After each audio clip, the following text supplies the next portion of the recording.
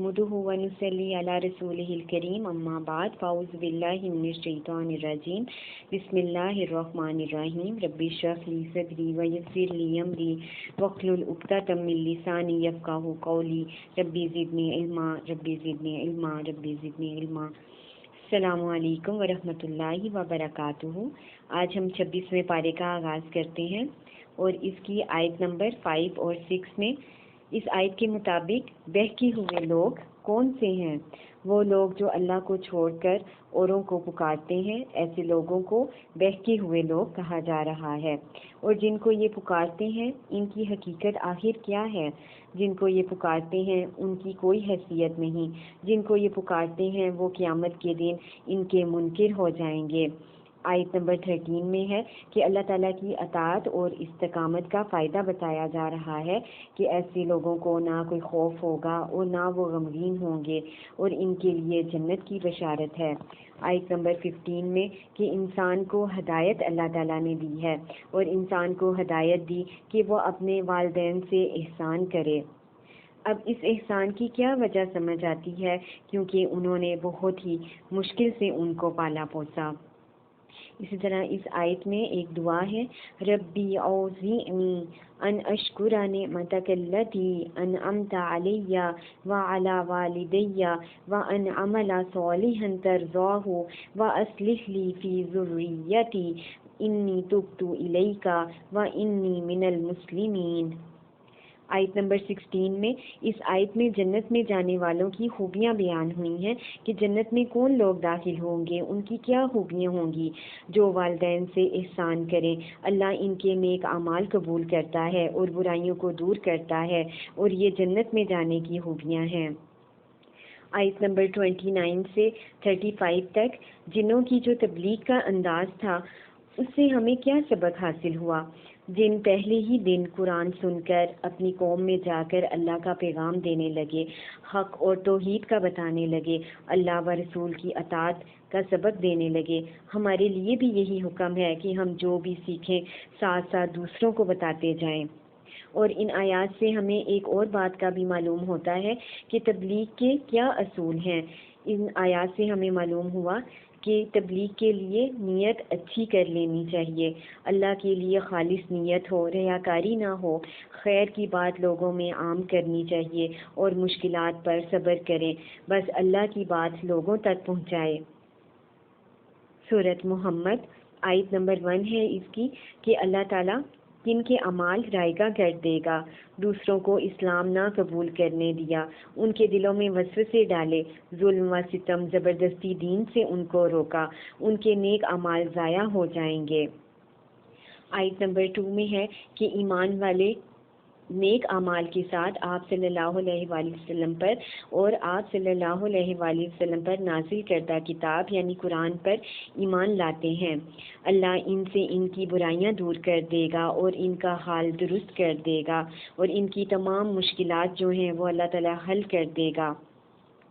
आयत नंबर 7 के तर्जमे से हमें मालूम होता है कि अल्लाह ताला की मदद। अब अल्लाह ताला की मदद करने का क्या मतलब समझ आता है? इसका मतलब ये है कि अल्लाह के दीन की मदद करना, अल्लाह के दीन को आगे बढ़ाना, लोगों तक ले जाना, लोगों की इस्लाह करना।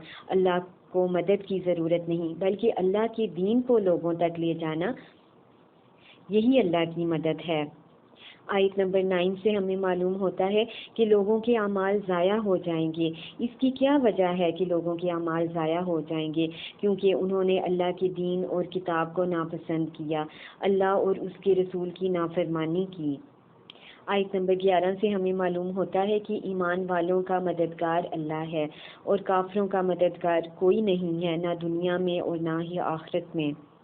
आयत नंबर 12 में है कि काफिरों का आखिरी ठिकाना जहन्नुम है और इसकी 2 वजूहात बताई गई हैं।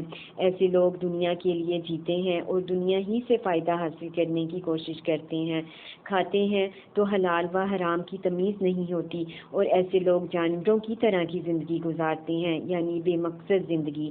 ऐसे लोगों का कहा जा रहा है कि इनका ठिकाना जहन्नुम है। आयत नंबर 15 में जन्नत में जाने वालों को खुशखबरी दी गई है कि वहाँ पे नहरों की मुख्तलिफ इकसाम का जिक्र किया गया है कि वहाँ पे صاف پانی کی نہریں ہوں گی، دودھ کی نہریں ہوں گی، اور شراب جو بہت ہی لذیذ ہوگی، اور شہد کی نہریں ہوں گی۔ آیت نمبر 17 میں ہے، جو ہدایت کا طلبگار ہوگا اللہ اس کو ہدایت دے گا اور ساتھ تقوی بھی دے گا۔ اس لیے ہمیں اپنے لیے اور اپنے گھر والوں کے لیے بہت زیادہ ہدایت پانے کی دعا کرنی چاہیے۔ آیت نمبر 23 میں ہے کہ اللہ تعالیٰ کی لعنت ان لوگوں پر ہے جو زمین میں فساد برپا کریں اور اپنے رشتوں کو توڑیں۔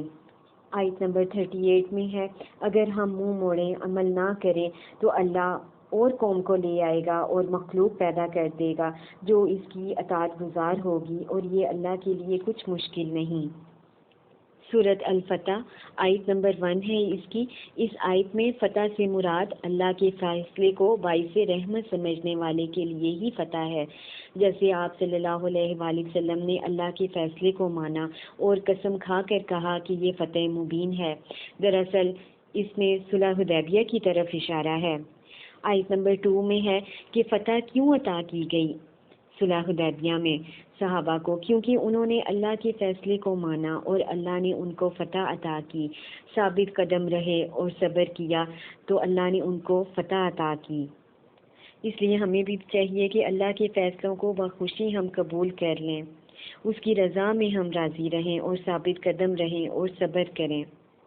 آیت نمبر 11 میں ہے کہ بدوی عرب جو تھے وہ دین کا کام نہ کرنے کے لیے بہت سے بہانے بناتے تھے، اور وہ بہانے ایسے تھے کہ جو بہانے آج کل ہم میں سے بھی لوگ بہت سے بناتے ہیں اور دین کے کام سے دور رہتے ہیں۔ اور دین کے کام سے دور رہنے کے وہ کیا بہانے بناتے ہیں کہ مال کمانے میں وقت کی کمی کا کہتے ہیں، اسی طرح بال بچوں اور گھر کی ذمہ داریوں کو وہ وجہ بناتے ہیں، اور وہ دین کے کام سے دور رہتے ہیں۔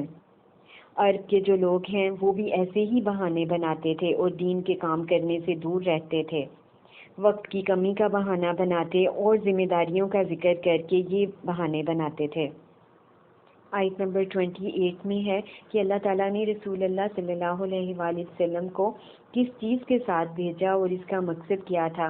رسول اللہ صلی اللہ علیہ وآلہ وسلم کو ہدایت اور دین حق کے ساتھ بھیجا تاکہ پورے دین پر غالب کر دے۔ آیت نمبر 29 میں صحابہ اکرام کی خوبیاں بتائی جا رہی ہیں کہ صحابہ جو تھے وہ کفار کے ساتھ سخت اور آپس میں نرم دل تھے، اور رکوع و سجود میں مشغول رہتے تھے اور اللہ کی رضا کے لیے نیکیاں کرتے تھے۔ سجدوں کے اثرات ان کی پیشانیوں پر ظاہر تھے۔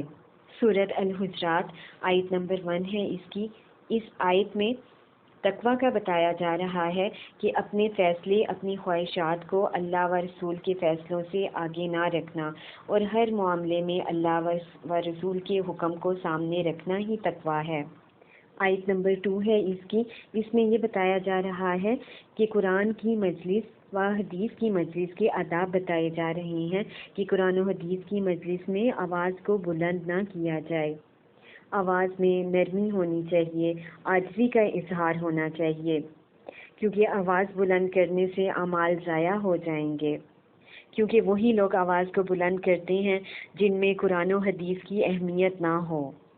آیت نمبر 3 سے ہمیں معلوم ہوتا ہے تقویٰ والوں کی کیا پہچان ہے۔ جو لوگ رسول اللہ صلی اللہ علیہ وآلہ وسلم کے پاس اپنی آواز پست رکھتے ہیں یہ بھی تقویٰ کی علامت ہے، اور ان کے لیے خوشخبری بھی بتا دی گئی کہ ان کے لیے مغفرت اور اجر عظیم ہے۔